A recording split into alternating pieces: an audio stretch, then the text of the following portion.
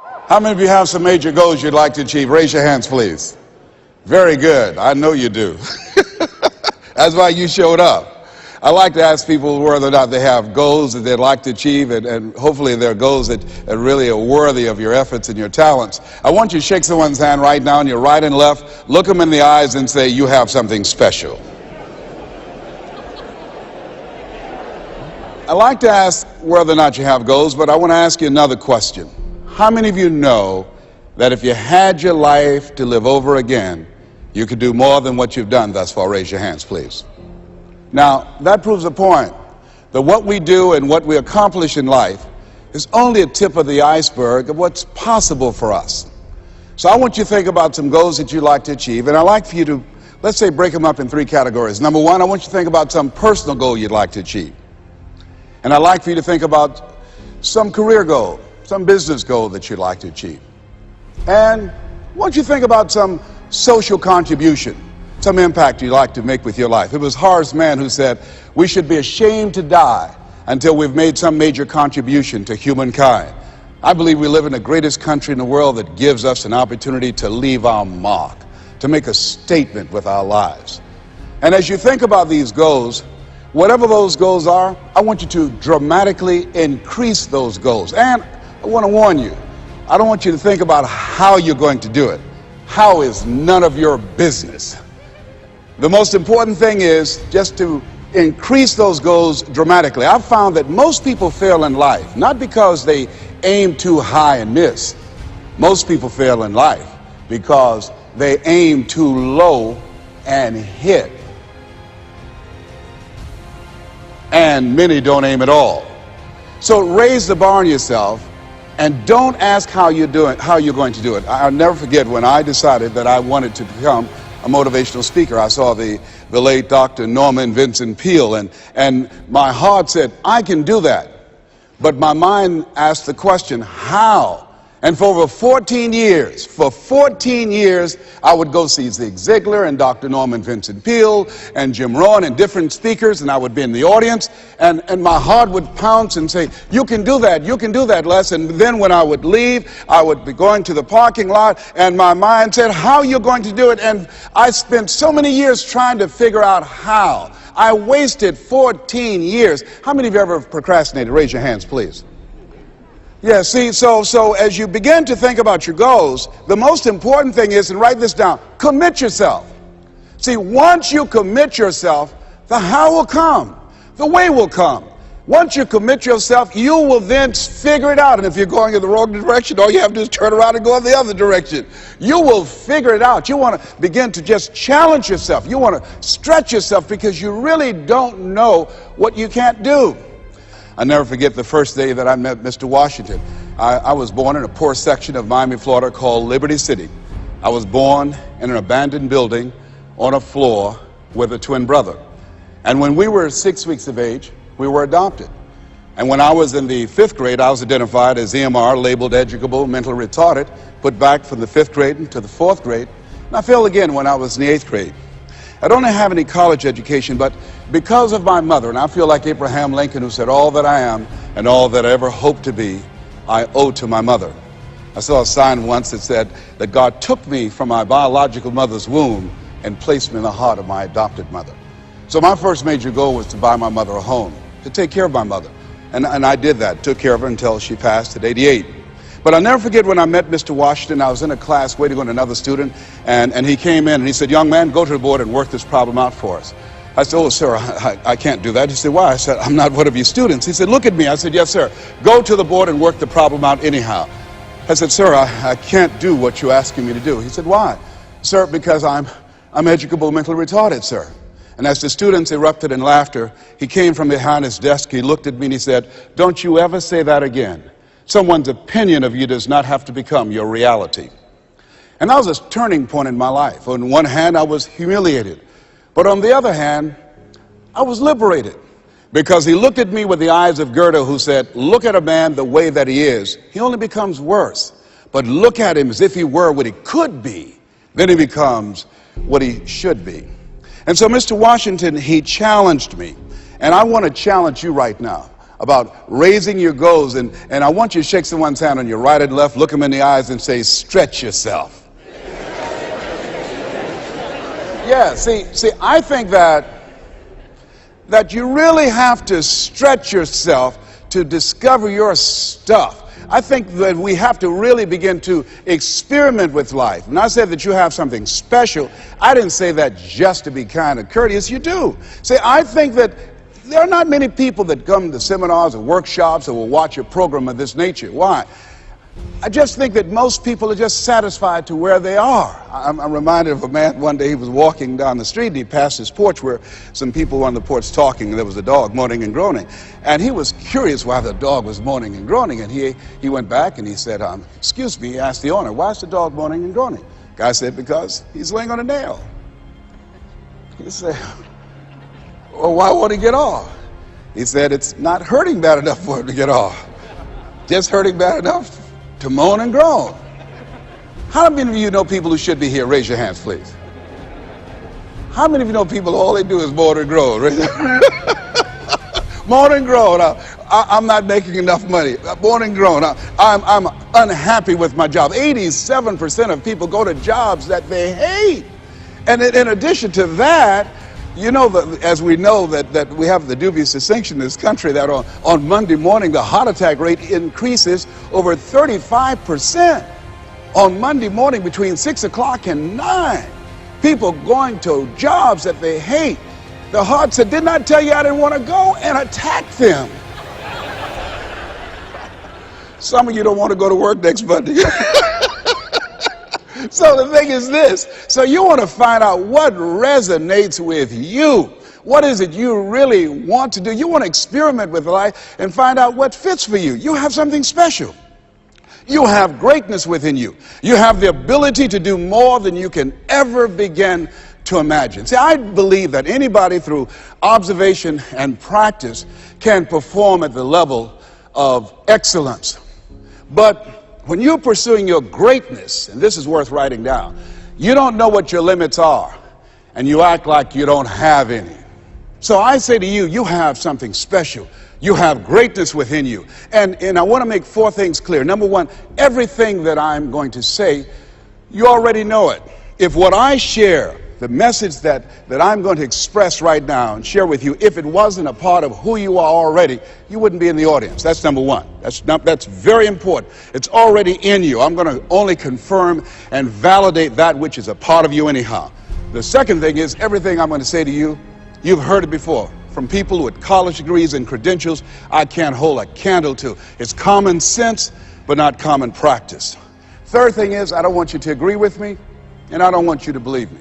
I just want you to be open to some things right now. I want you to think beyond that which is commonly allowed. And I'm going to tell you what I'm up to. I want you to think about your goals, and I want to tell you what I'm going to do right now. My whole goal is to get past your mind. That's my whole challenge, and there's nothing you can do about it. I'm going to do that. See, your assignment was to show up. My assignment is to get past your mind and get into your heart. Once you think about the goals that you want to achieve, and I really want to challenge you to make up your mind that you're going to make that happen for yourself. And I hope that it's some goal that really resonates with who you are. When I was a little boy, my goal was to just buy groceries for our family. My mother worked on Miami Beach. She was a domestic worker. And my goal was to really be able to go to the grocery store and purchase groceries ourselves. The families knew that my mother had adopted 7 children, and so they said, Mamie, whatever food is left over after we eat, you can take that home to the children. They were very kind, very, very considerate people. My mother, who when she worked on Miami Beach, the people were very kind. I was appreciative of their generosity. But as a little boy, I said, Mama, one day, when I become a big boy, I'm going to be able to buy groceries for us. My goal as a little boy was to buy clothes for my brothers and sisters. We wore the hand-me-down clothes of the children that Mama babysat for when she went over in Miami Beach. And if the clothes were too small, she would let them out. And if they were too large, Mama could sew and take them up. And I'll never forget David Sidursky. His father was very wealthy. Mama worked for him, but David was my buddy. And so his father gave him 2 gifts for his birthday. Gave him a brand new boat, but he also gave him some motivational tapes. Earl Nightingale, I'll never forget. So he said, David, man, let me tell you something. When I die, you're going to get everything. I want you to listen to these tapes. And when his father left the room, David threw those tapes in the wastebasket. I said, David, could I have those tapes? He said, yes. I said, man, your father said, if you listen to these, you can get more and do more than what he's done. He said, hey, look, I'm going to get everything anyhow. Go ahead, take them. I told my children, I'm not leaving them anything. You know, if I had a quarter and thought I was going to die, I'll swallow it.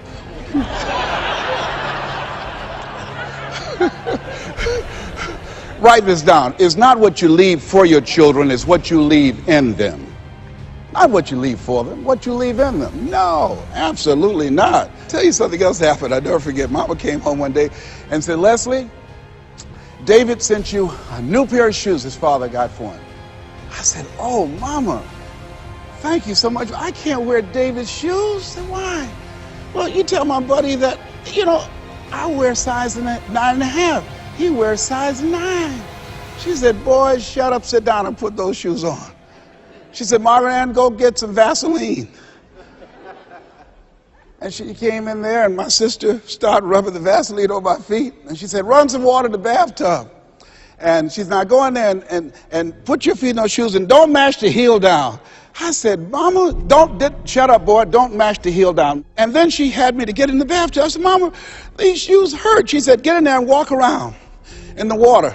And I'm walking around the bathtub. Then she tried to distract me. I knew what she was doing. How'd you do at school today? I did good.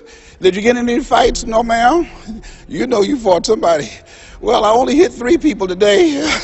and then after a while, she said, how you doing? I said, well, they hurt. Do they hurt as bad as they were before? No, ma'am, they feel a little bit better. Keep on walking, keep on walking. And then after a while, when the leather soaked up the water, the leather began to stretch to a perfect 9.5. You think Fortune 500 companies started talking about doing more with less? My mother's been doing that for a long time. It's amazing what you can do. But who would have thought, anybody looking in on this kid and these 7 children, who would have thought? And I look at you and I say, you have greatness within you. You have the ability to do more than you can ever begin to imagine. No one could have convinced me that I would be doing what I'm doing right now. You know, the easiest thing I do every year is go into a sales organization and dramatically increase their sales, or go into a prison and enable prisoners to see themselves differently and teach them the methods and techniques of how to plug into the system, or motivate young people to begin to see how they can have a vision of themselves in the future and fit. That's the easiest thing I do, or train a speaker to help them to leverage their experience as a speaker and say, look, speaking is a projection of who you are, not who you think you ought to be, and come with power from a platform. That's the easiest thing I've ever done. Let me share with you the most difficult thing I've ever done. The most difficult thing I've ever done was to believe that I can do what I'm now doing. No one could have convinced me, just given my circumstances. I earn millions of dollars every year. No one could have convinced me. If both my parents came up here right now, I would not know either one. No one could have convinced me, being labeled educable, mentally retarded, born in an abandoned building on the floor in Liberty City, poor section of Miami, Florida, failing twice in school, no college training, never worked for a major corporation. I did not know I can do what I'm doing right now. I'll never forget Mike Williams, my mentor. I think a lot of people fail in life because of the fact that they need some mentoring. They need some coaching. Repeat out to me, please. You need some coaching. Yeah, see, you can't see the picture when you're in the frame. I remember Mike saying, Les, you can do this. Mike, how, man? Wait a minute, Mike. How much am I going to be able to charge, Mike? Les, you could start out at $1,000 an hour. Mike, I don't make that working for 2 weeks. Come on, Mike. Man, I appreciate your belief in me, Mike. Look, Mike, I work for the Miami Sanitation Department, man. I've been a garbage collector. I've done door-to-door sales. That was great, and I'm here as a disc jockey. That's good, Mike, but Mike, I don't think I can do that. Les, you can. But Mike, I don't have any credentials. I've never written any book, anything. Man, I'm not rich. How can I teach somebody to do something I've never done? But Les, why don't you just test yourself? Why don't you stretch, Les? Come on, man. Mike, I don't know. And here's something I realized. Write this down. Sometimes you have to believe in somebody's belief in you until your belief kicks in. I respect Mike Williams. Here, this young man, he saw something in me that I didn't see it, and strong analytical mind, and I looked at him. I always respected his thinking, and he looked at me and he made me feel special, and I said, okay, Mike. And I just kept holding on to what Mike said to me. I just kept holding on to what Mr. Washington said to me. I kept holding on to my mother saying, you're special, Leslie, when they said you're educable, mentally retarded. Mama didn't know what that meant. She only had a third-grade education. So she said, he'll be all right, honey, a hard head make a soft behind. He'll be fine. But she said, you're special, baby. You are special. And they kept saying that over and over again. Faith comes by hearing and hearing and hearing. And so here's what I want you to do. Let us say together, as you think about your goals and your dream, let us say together, it's possible. Together, please. It's possible. Say it like you mean it. It's possible. Thank you. Write that down. See, most people never achieve their goals because most people suffer from possibility blindness.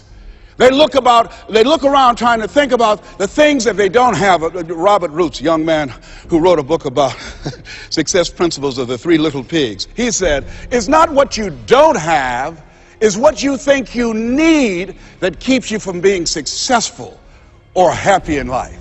It's not what you don't have. See, I was focused on what I didn't have. Don't have a college degree, don't have any credentials, never worked for a major corporation. I was focused on the negative things. I said, negative things are the things that you see when you're not focused on your goal. What do you come with? What is it that you have within you that you showed up to bring? Hey, Les, you don't know, but my dream is a long shot. A friend of mine, Dexter Yeager, said, when the dream is big enough, the odds don't matter. I'm reminded of a great man when I was reading Time magazine talking about some of the great minds of the last century. They didn't mention his name, Dr. Howard Thurman, one of the mentors of Dr. Martin Luther King Jr., and also an advisor to Mahatma Gandhi and Albert Schweitzer.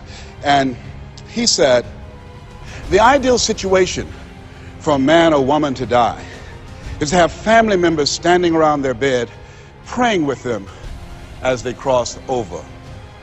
But imagine, if you will, being on your deathbed and standing around your bed, the dreams given to you by life, the ideas that you never acted on, the talents, the gifts, the abilities that you never used.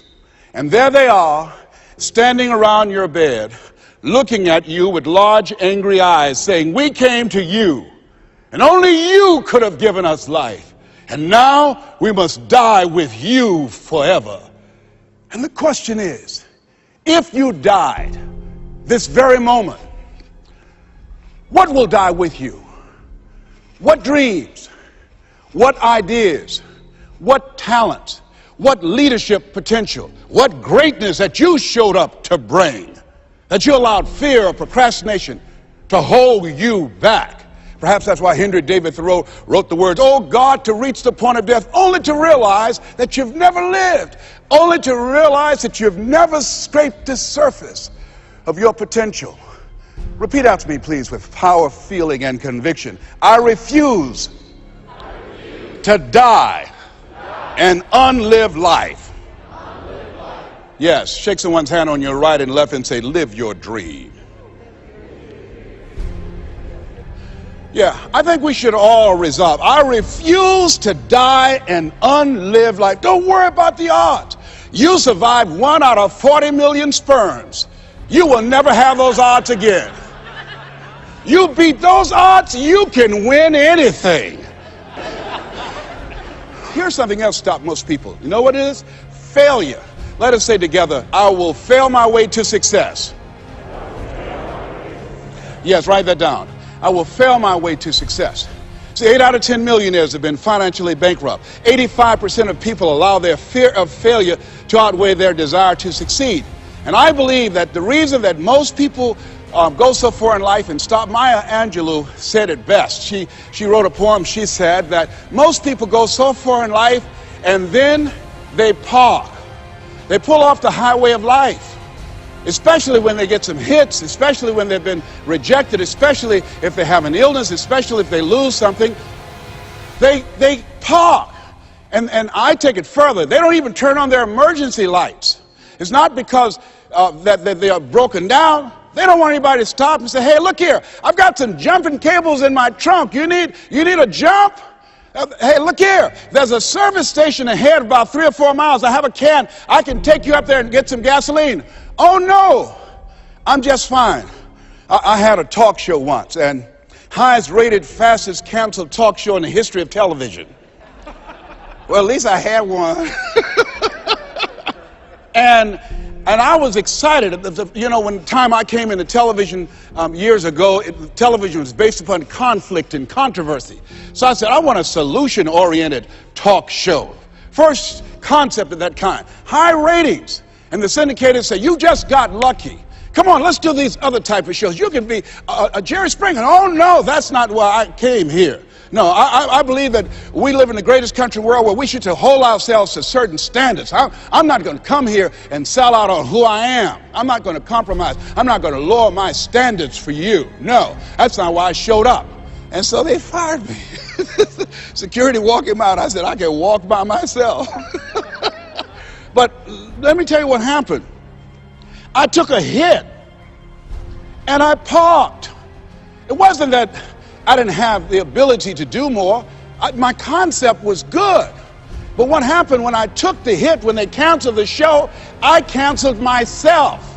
When they said the show is going to be taken off television, it won't work, I told myself, Les, you can't succeed in television.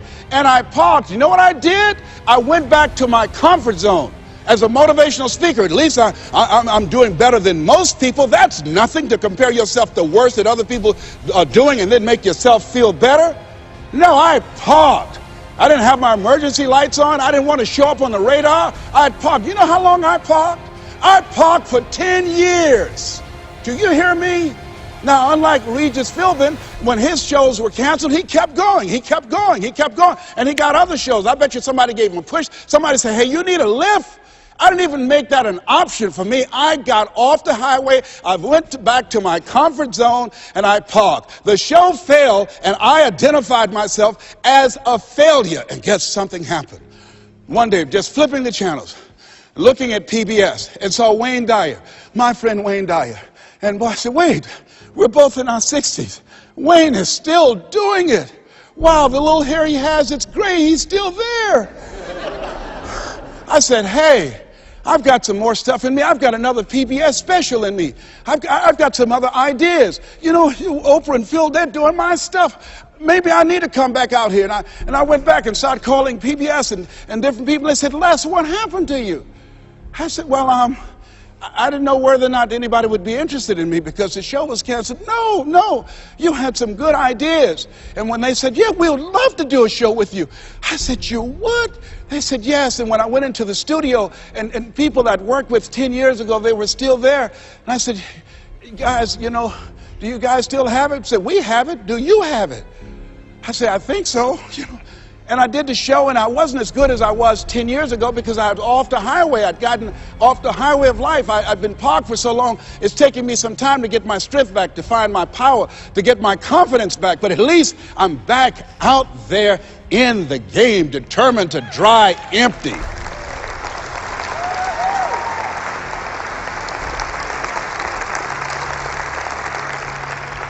So I say to you, see, I only attract millionaires or millionaires in training.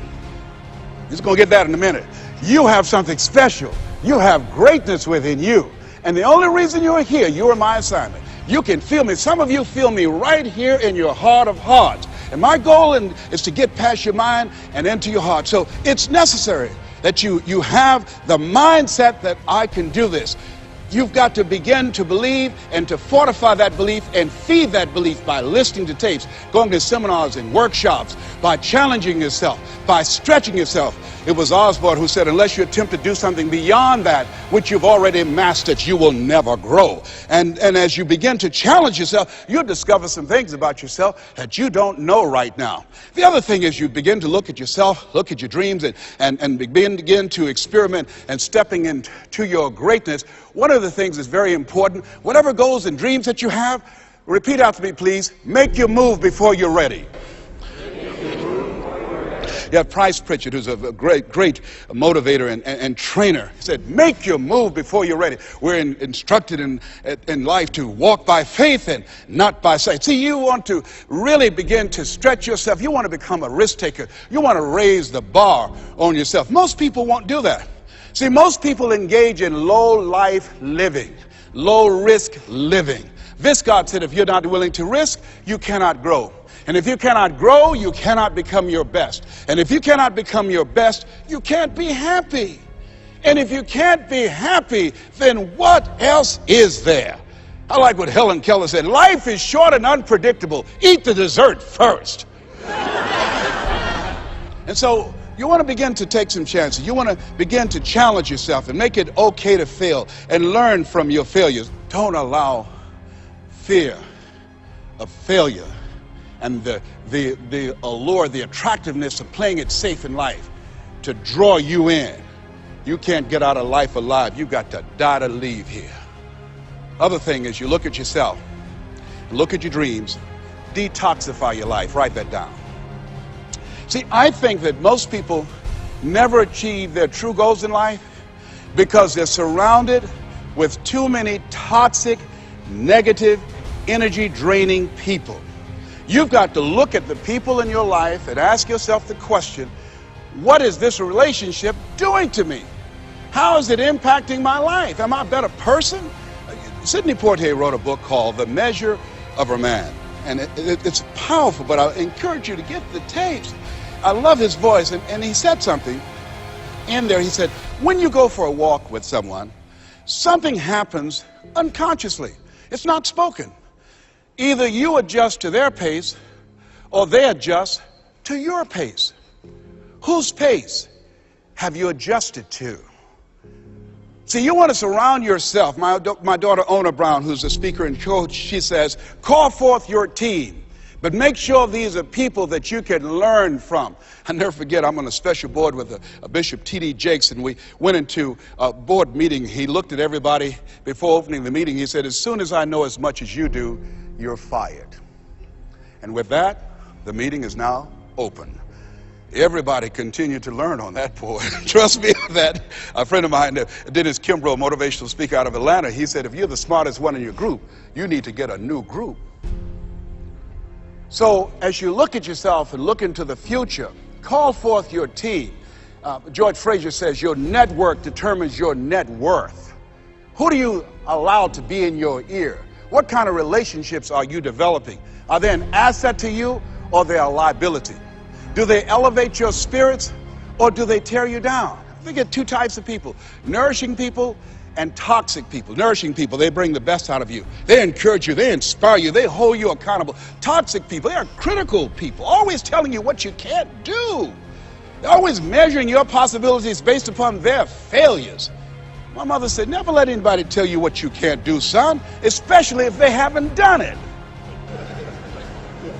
They don't know what's possible for you. So as you begin to look at yourself, begin to identify the relationships that you communicate with most and say, hey, is this relationship helpful to me? And then think about some people that you need to bring into your life that you can learn from, that you can grow from. I joined the National Speakers Association when I decided that I wanted to speak. I wanted to be around the people that were doing what I wanted to do. I'll never forget when I saw Dr. Norman Vincent Peale. He said, you have something special. You have greatness within you. And you can do more than you can ever begin to imagine. And here I am. And the audience said, oh my goodness. I'd read The Power of Positive Thinking 17 times. My hero. And I saw him backstage and I said, Dr. Peale, hi, my name is Les Brown. I've listened to your tapes and I've read your books. They gave them to us in special education, sir. And one day I would love to be on stage with you. And he looked at me and said, "It's possible, young man. It's possible." But this man, when he spoke, he gave me goose pimples. Deep baritone voice, spoke from his diaphragm. You have something special. You have greatness within you. He override the inner conversations in my mind. I'll never forget a gentleman, what a brilliant man, a Harvard graduate, Dr. Carter G. Woodson. He said, if you can determine what a man shall think, you never have to concern yourself with what he will do. If you can make a man feel inferior, you never have to compel him to seek an inferior status, for he will seek it himself. And if you can make a man feel justly an outcast, never have to order him to go to the back door. He'll go without being told. And if there's no door, his very nature will demand one. See, we live in a world where we're told more about our limitations rather than our potential. How many of you have ever been told that you couldn't do something? Raise your hands, please. You know, MIT did a study that if I say to you, you can't do that, that 16 people have to come along and say, you can do that, you can do that, you can do that, to neutralize that, and the 17th statement that you hear, you can do it, will be the one that will finally stick. So you have to watch who's speaking into you. You've got to begin to monitor your mind.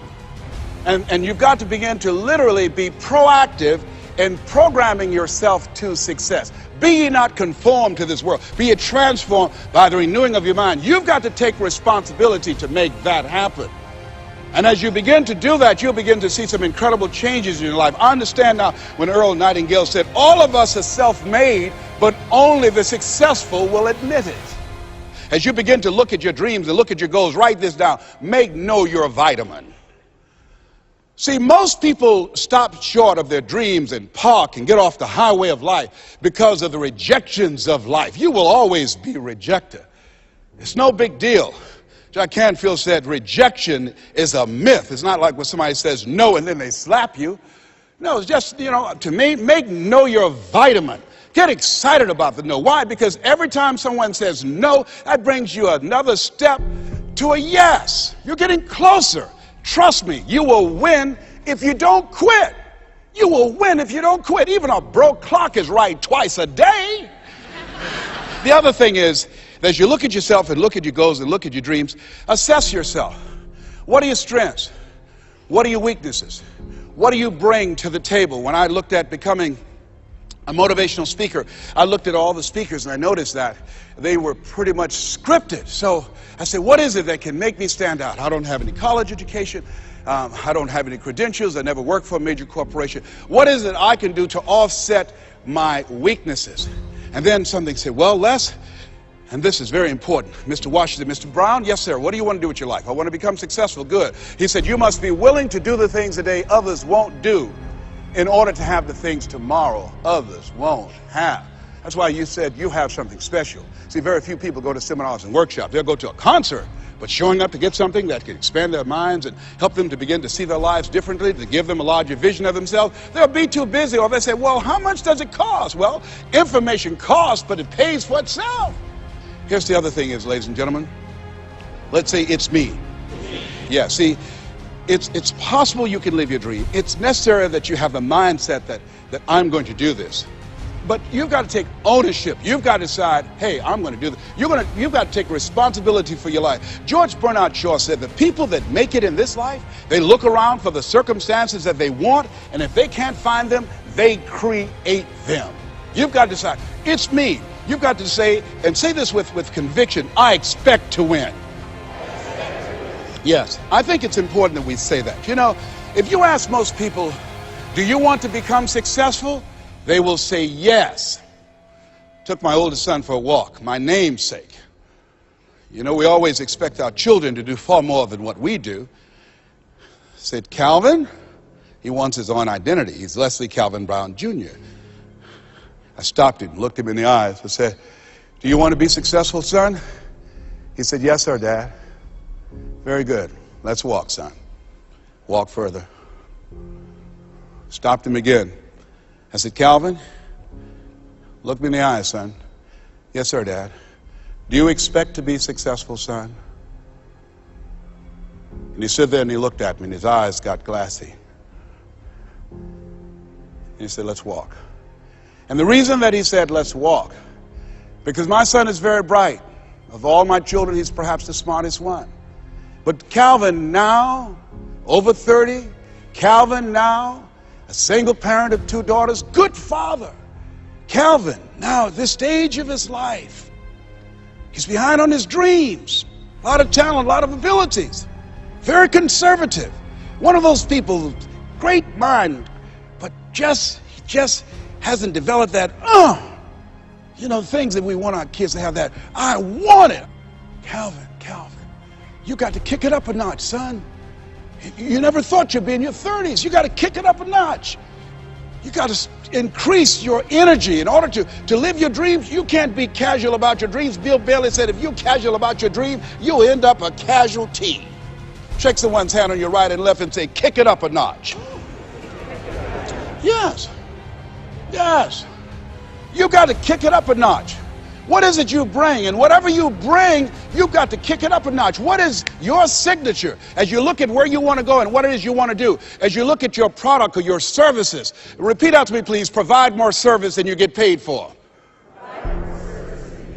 Yeah, see, that becomes your signature. When you look at your goals and look at where you want to go, at your products, at your services, at your industry, you want to set some high standards for yourself. I like what Henry David Thoreau said, do not go where the path may lead, but go where there's no path and leave a trail. How is it that your industry will be done differently 5 years from now, 10 years from now? What is your reputation in your industry? When you come into a room and you leave, what's the scuttlebutt about you? Do people say, hey, that's a go-to person. That's a person, if you ask them to do that job, you're talking about the job being done. It will be done extremely well.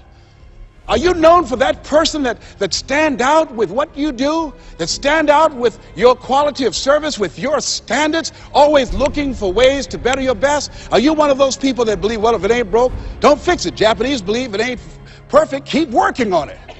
Are you willing to keep working on it? Are you willing to realize that you have not done your best stuff yet, that you can better your best?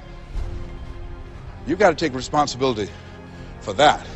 And now let's go to the next level. Not only is it possible that you can live your dream, is it necessary that you call forth your team and surround yourself with people that you can learn from and grow from, that you must work on yourself and monitor yourself and train yourself, that you've got to begin to take total responsibility for the outcomes that you want to produce in your life?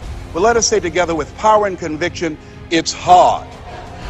Yes, ladies and gentlemen, living a dream, changing your life, is hard. It's hard when you lose all your money, when you've given it the best that you have, when you have some major setback. It's hard. When a doctor looked at me and said the 3 horrible words no one wants to hear, you have cancer. It was hard to mobilize my mind and spirit, to listen to tapes and music and read scripture and be around other people and seeking out other prostate cancer conquerors to believe that I could do this. It was hard. Never forget, my son said, Daddy, are you going to die? Why are you asking me that? You're not going out much. You're not the bubbly personality that I know you to be. You're not talking much. You're spending a lot of time in the room by yourself, Dad. Are you going to surrender? Are you giving up? Are you going to let that doctor's opinion become your reality? Will my daddy see me graduate?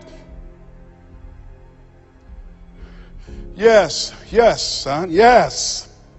I'm going to fight. No, I don't think it's my time yet.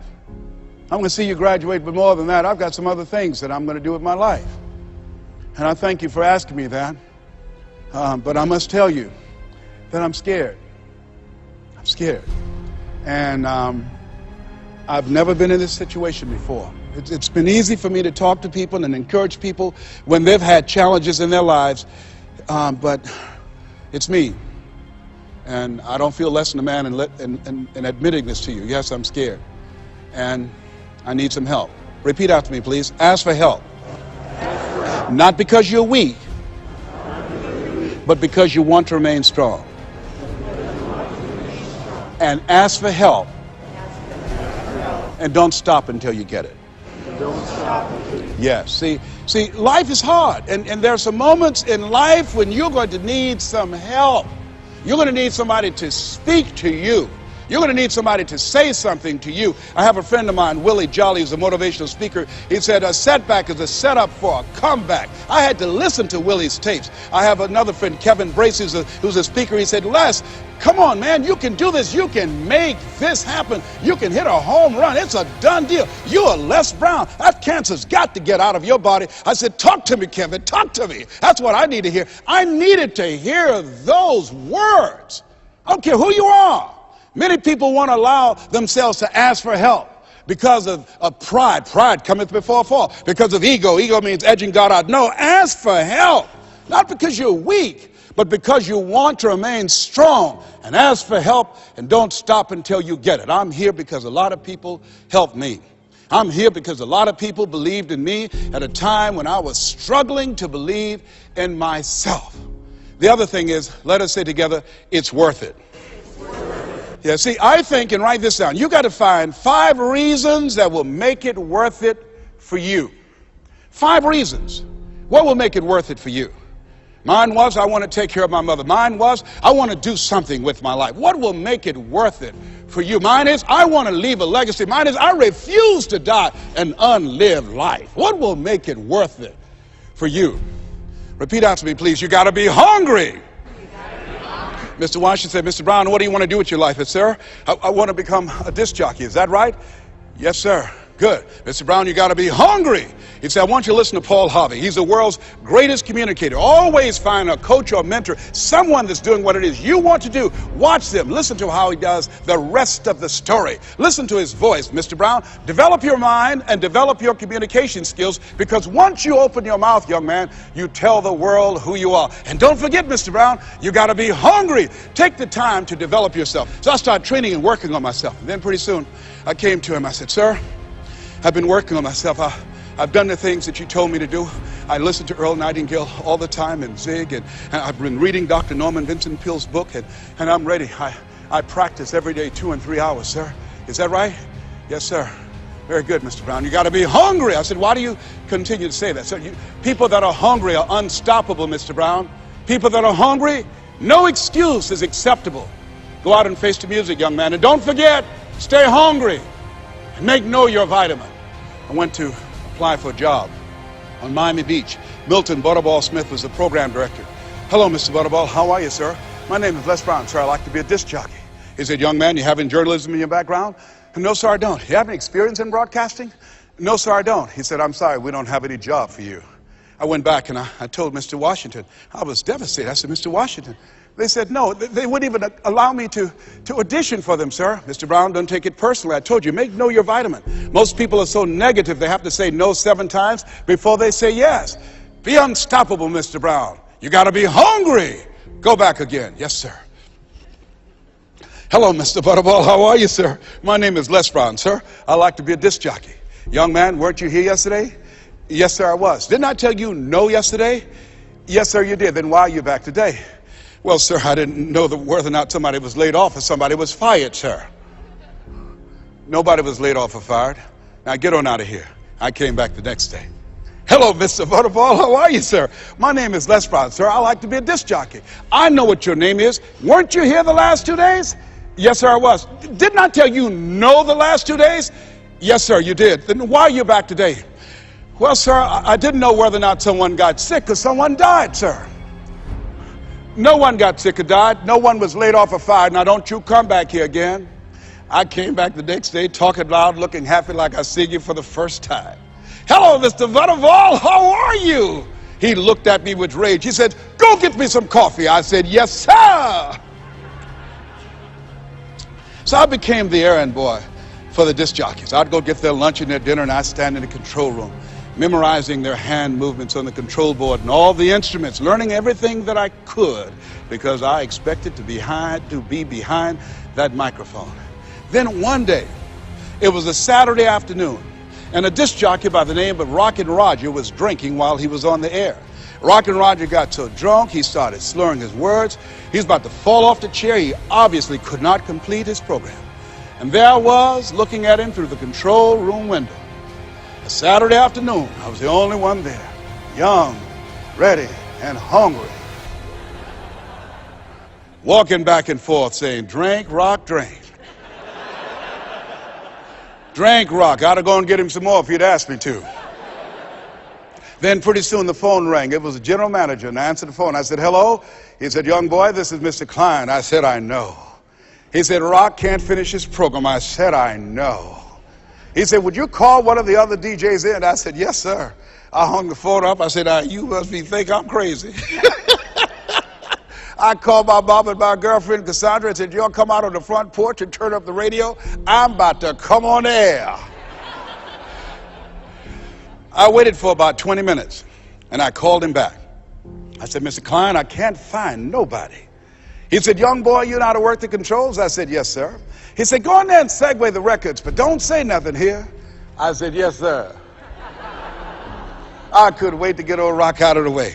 I put on a fast record. I said, look out, this is me, LB, Triple P, Les Brown, your platter playing Papa. There were none before me and there will be none after me. Therefore, that makes me the one and only. Young and single and love to mingle, certified, bona fide, doubly qualified to bring you satisfaction and a whole lot of action. Look out, baby, I'm your love man. I was hungry.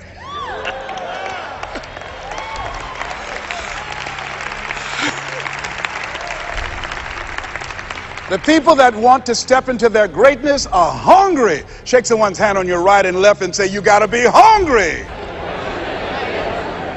What is your legacy? What will your statement be?